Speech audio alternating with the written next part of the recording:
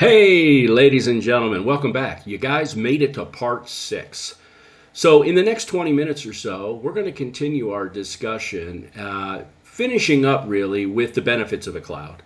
And then we're going to move further into our discussion. Hey, guys, don't forget, please do me a solid and subscribe.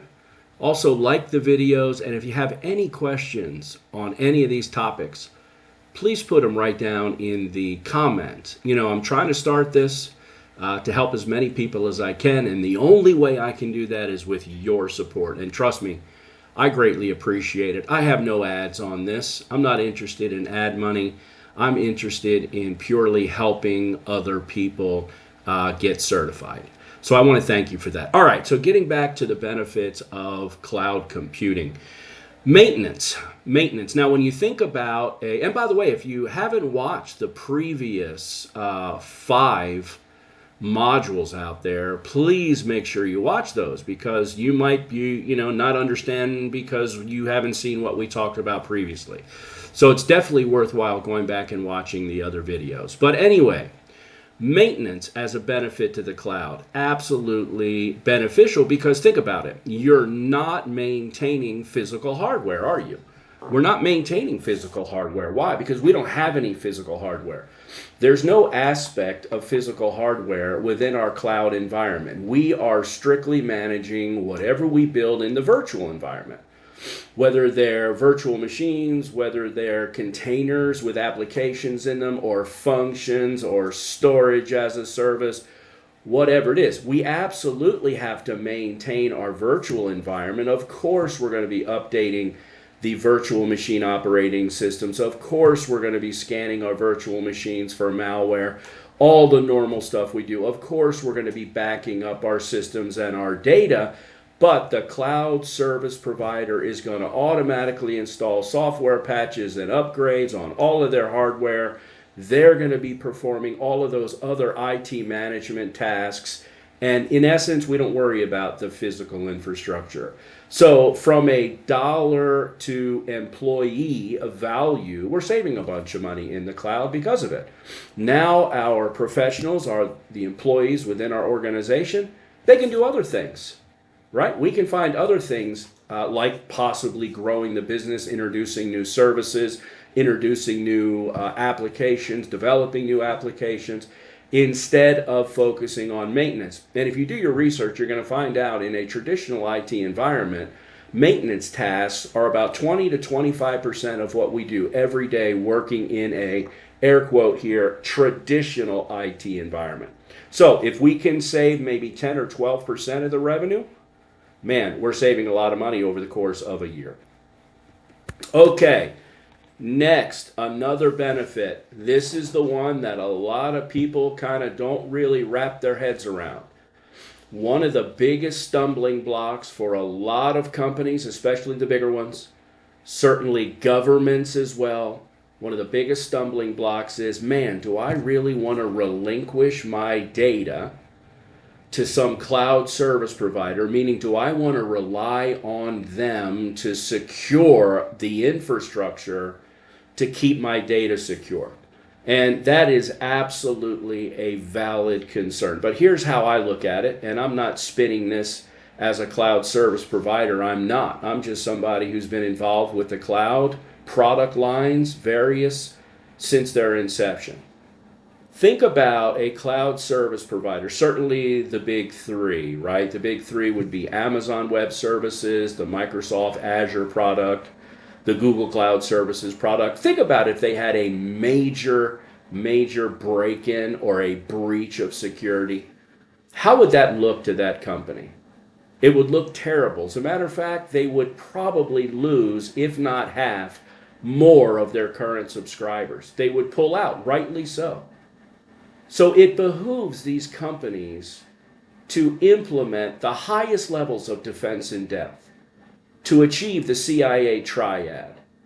And if you've ever taken a security class, you may have heard of the CIA triad: confidentiality, integrity, and availability.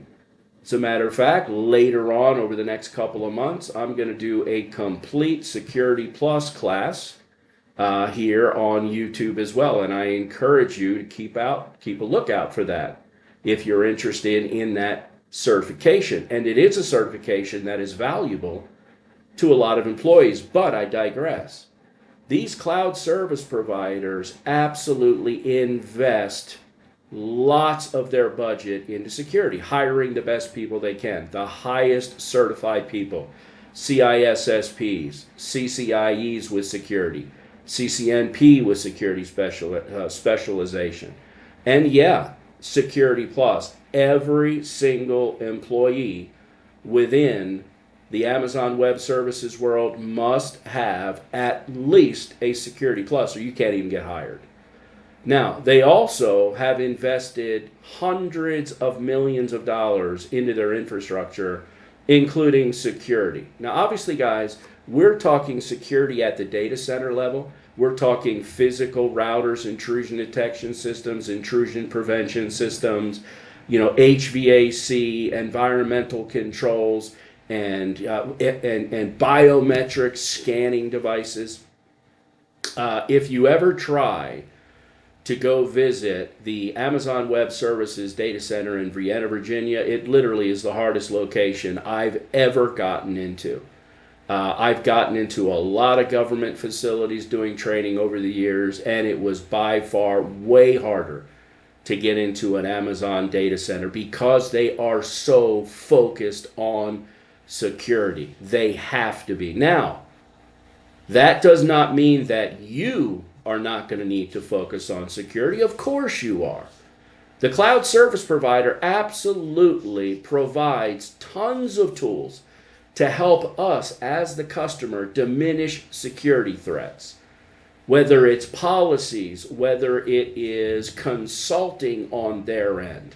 Most clouds have a service called Sec as a Service, Security as a Service. You can pay a little bit extra per month and they will guide you through securing your infrastructure. Now, if you're an organization that has Security Plus people, CISSPs, and the like, of course you can do it on your own because you guys would have the knowledge and the know-how to implement defense in depth to achieve the triad: confidentiality, integrity, and availability. But the cloud service providers will offer you everything you need. Gateway antivirus in the cloud, anti-malware in the cloud, all kinds of applications that have been hardened for you to use. Their operating system images that we build our virtual machines are highly locked down and highly secure.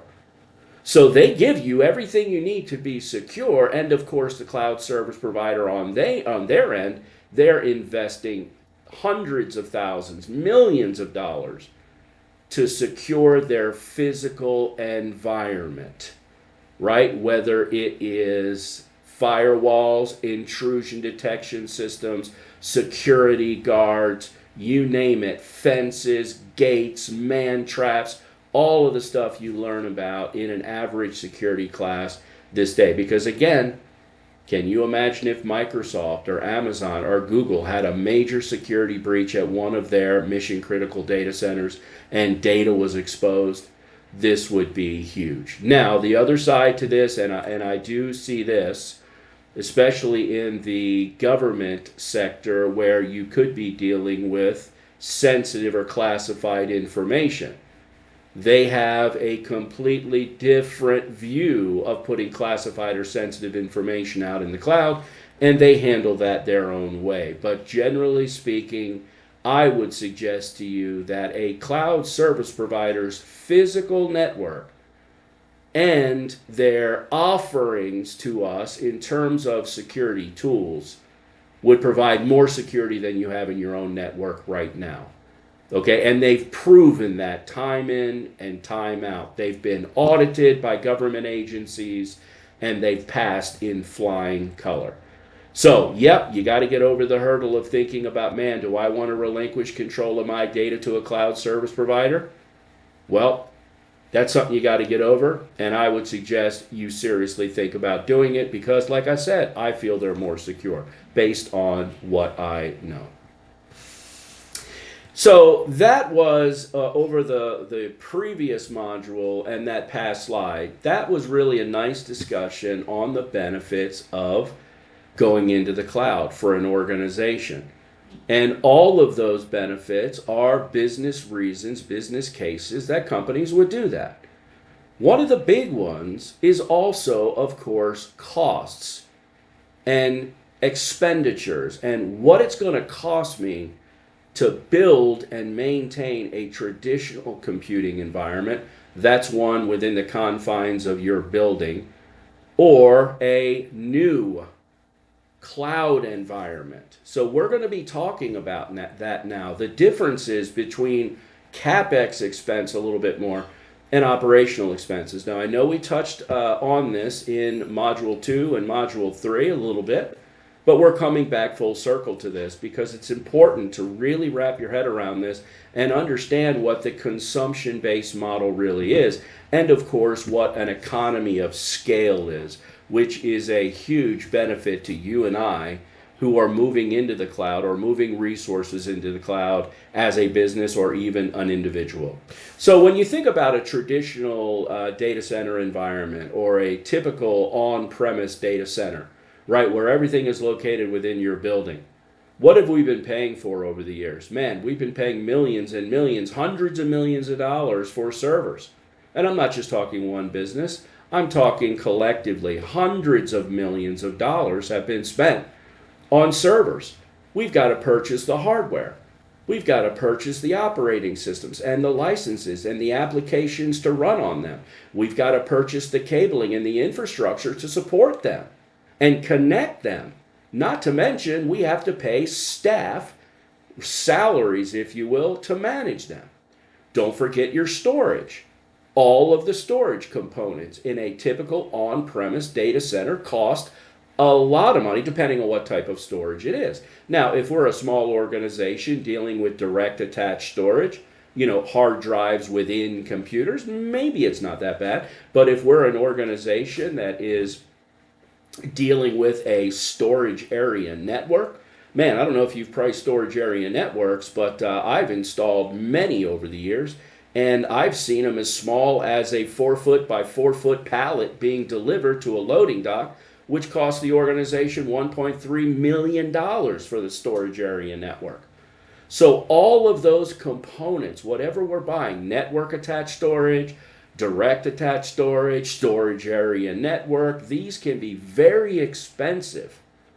Very expensive, of course. It depends, right? It depends on the level of fault tolerance that we want and whether it's directly attached or a storage area network. So yeah, there's some variables there, but the upper end is very expensive. What about network costs? What about your routers, your switches, your wireless access points, right? Again, your firewalls and your intrusion detection systems. Are you doing a lot of encryption? Well, maybe you have SSL accelerators. You have, key generators within your organization for encryption. You got to pay for all of this, not to mention the cabling, right? Not to mention the IP addresses. If you're buying public IP addresses, they're not cheap. So you got to consider all of that. Backing up and archiving your data, there's absolutely a cost associated with that, because guess what? Where does the backup or archive data go, guys? It goes on storage hardware. So now you got to pay for maybe a robotic tape library. That's a lot of money. Or maybe you're doing it all manual. Well, you still need to pay for tapes, right? You still need to pay for the storage. What about disaster recovery? There's all different levels of disaster recovery. In this course later, we're going to be talking about hot sites and cold sites and warm sites. But if we take a hot site for right now, a hot site is literally a duplicate of your on-premise data center somewhere else in a different geographical location. So if you've got $50 million invested in a fairly nice sized data center, you're going to invest $50 million in another fairly nice sized data center in a different geographical location. And you're going to be buying or renting a place, and you're going to have people managing it. That's the hot data recovery site, the hot site.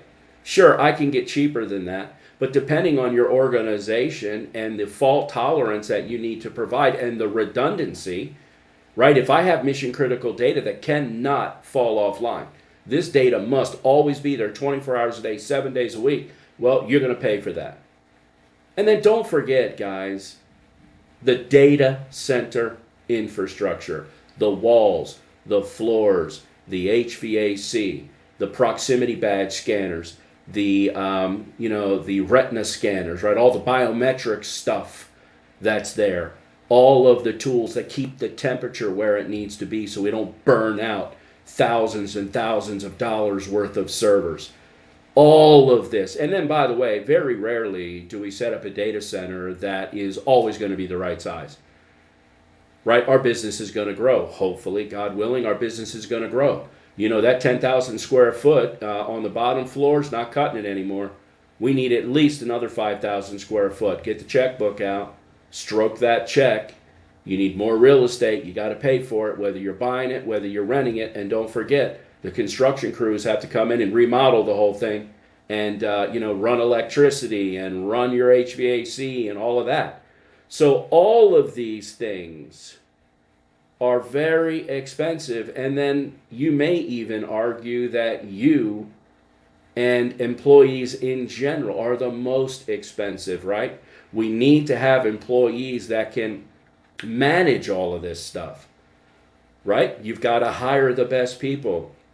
Depending on the type of data, these people may need a security clearance. Got to pay a lot of money to get a person with a clearance, right? You got to have people that are being trained all the time. Well, you're paying for that training.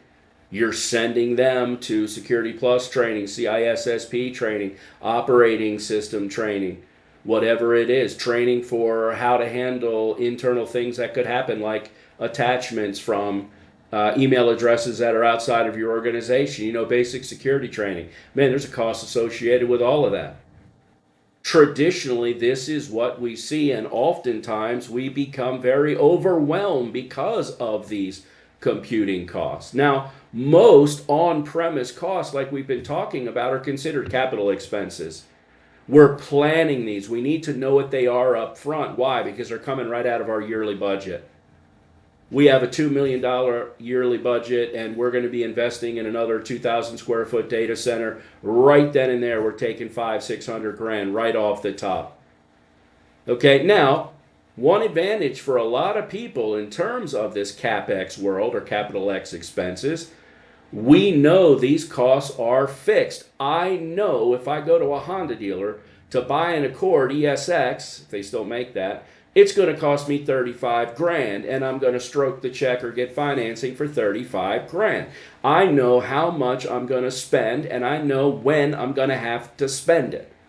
That is an advantage for companies, especially smaller companies that may not have a big budget. They can really predict their expenses. They can plan their expenses. Before a project starts, they know, because they've done their research, it's going to cost us X amount in servers, X amount in licensing, X amount in applications, etc. And oh yeah, we're going to need to send somebody to develop this new application that we're going to run on this new server.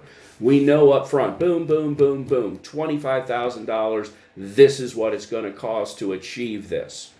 Right? So for smaller organizations with a limited budget, it helps them to predict the future just a little bit as they're working through their costs. Now, generally speaking, in a data center, a traditional data center, we see over-provisioning of resources. If you listen to, I guess it was part 2 of this discussion, I mentioned how you would go out and buy a server that supports your workload today and in the future, right? We're not going to go out to Dell and buy a $50,000 server just so it can handle our workload today. We're going to spec that server to handle the workload 3, 4, 5 years from now, right? It's kind of the crystal ball thing, I get it, but we're going to over-provision it. We're going to have more hardware than we need, right? We're going to have more processor. We're going to have more RAM. We're going to have more storage and better storage. Why? Because hopefully the workload will grow and grow and grow. If the workload grows and grows and grows, our business is growing. That's a good thing, right? Well, is it? I don't know, because you're investing heavily in equipment.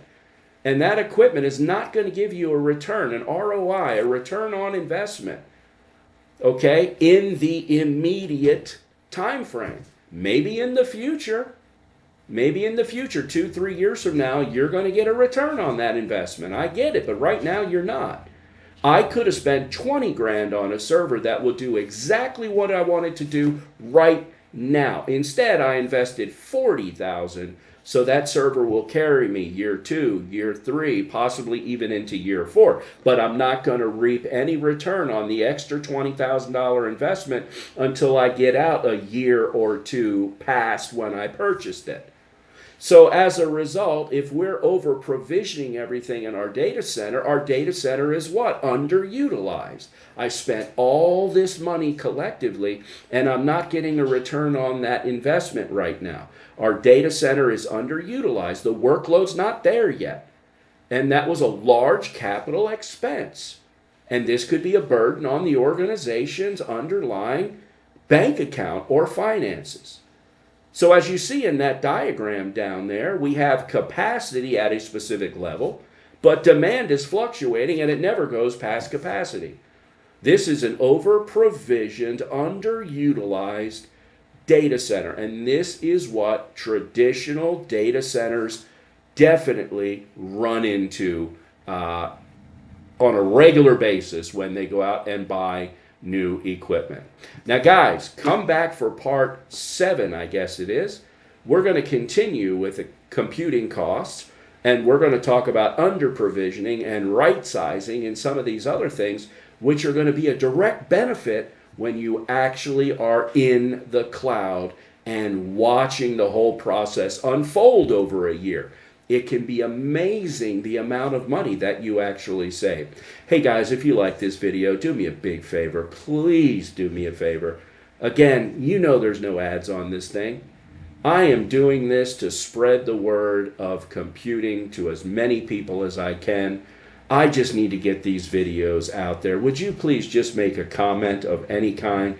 Would you hit the like button? Share it if you can do that. Subscribe so you see all the new stuff. Hey guys, I really appreciate it. Come on back and see the next iteration, if you will. Have a great day.